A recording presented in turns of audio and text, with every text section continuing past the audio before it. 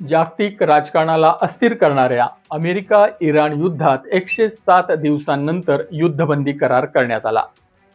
इराणसोबत अमेरिकेने अचानक केलेल्या युद्धबंदी कराराचा सर्वात मोठा धक्का बसलाय तो इस्रायलचे पंतप्रधान बेंजामिन नेतन्याहू यांना. या युद्धबंदीमुळे नेतन्याहू यांच्या समोर एका रात्रीत सर्वात मोठं राजकीय संकट उभं राहिलं आहे. ज्या 3 मोठ्या मुद्द्यांवर नेतन्याहू यांनी आयुष्यभर राजकारण केलं ते 3ही मजबूत आधारस्तंभ या एका निर्णयाने पूर्णपणे कोलमडले. नेतन्याहू आता अशा चक्रव्यूहात अडकले जिथून बाहेर पडणं अत्यंत कठीण असल्याचं मानलं जातंय. नमस्कार, मी राहुल वाघ. नवराष्ट्रमध्ये तुमचं स्वागत. कधी काळी स्वतःला अमेरिकेचे पॉलिटिकल विस्परर म्हणजेच वॉशिंग्टनच्या राजकारणात वजन असल्याचं म्हणवणारे इस्रायलचे पंतप्रधान बेंजामिन नेतन्याहू आज एकाकी कसे पडले आणि त्यांच्याच सर्वात मोठ्या मित्र देशाने त्यांना असं जाहीरपणे बाजूला सारून त्यांचा अपमान कसा केला, हा प्रश्न आता जगभरात विचारला जातोय.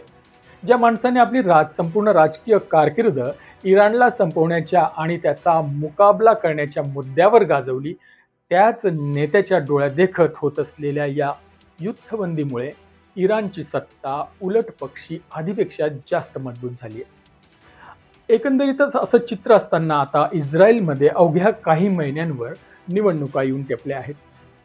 अशा वेळी इस्रायलने लेबनॉनमधील हिजबुल्लाहवरचे हल्ले थांबावेत ही अमेरिका आणि इराणची अट इस्रायलला मान्य करावी लागल्यास नेतन्याहू यांची मिस्टर सिक्युरिटी म्हणून असलेली प्रतिमा मतदारांसमोर कशी टिकणार, हा मोठा पेच आहे. सध्या नेतन्याहू यांच्या समोर इकडे आड आणि तिकडे विहीर अशी परिस्थिती निर्माण झाली आहे.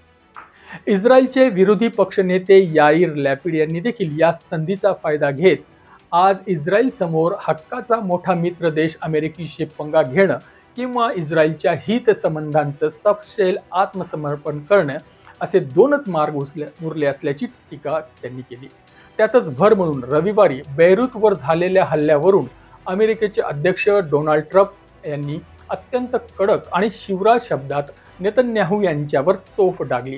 नेतन्याहू यांनी हा निर्णय घेताना कसलाही समजूतदारपणा दाखवला नाही अशा शब्दात ट्रम्प यांनी फटकारल्यानंतर या विधानाचा फायदा इस्रायलमधले विरोधी पक्ष आणि तिथली माध्यमे उठवत आहेत. कारण सर्वांचे डोळे आता ऑक्टोबरमध्ये होणाऱ्या सार्वत्रिक निवडणुकांवर आहेत. पण नेतन्याहूंसमोरील संकट एवढ्यावरच मर्यादित नाही. नेतन्याहू यांच्या स्वतःच्या लिकुड पक्षातून त्यांच्यावर प्रचंड दबाव वाढू लागलाय. युद्धबंदी लागू करायची असेल तर ती लेबनॉनसह सर्व आघाड्यांवर लागू झाली पाहिजे, ही इराणची अट या नेत्यांना अजिबात पचत नाहीये. या दबावाचे जाहीर प्रदर्शन करत इस्रायलचे कट्टर उजवे नेते राष्ट्रीय सुरक्षा मंत्री इतामार बेन ग्वीर यांनी थेट सोशल मीडियावर आपली आक्रमक नाराजी व्यक्त करत ट्रम्प यांचा हा करार आमच्यावर अजिबात बंधनकारक नाही आणि आम्ही या कराराला मानत नाही, कारण यामुळे आमच्या देशाच्या सुरक्षेची कोणतीही हमी मिळत नाही असं म्हटलंय. एकंदरीतच अमेरिकेच्या या एका चालीने बेंजामिन नेतन्याहू यांना त्यांच्याच घरात आणि आंतरराष्ट्रीय पातळीवर पूर्णपणे कोंडीत पकडलं आहे. यातून ते कसे बाहेर येतात याकडे जगाचं लक्ष लागलंय. या संपूर्ण प्रकरणावर तुमची काय मतं आहेत हे कमेंट करून आम्हाला नक्की कळवा आणि व्हिडिओला लाईक करा. धन्यवाद.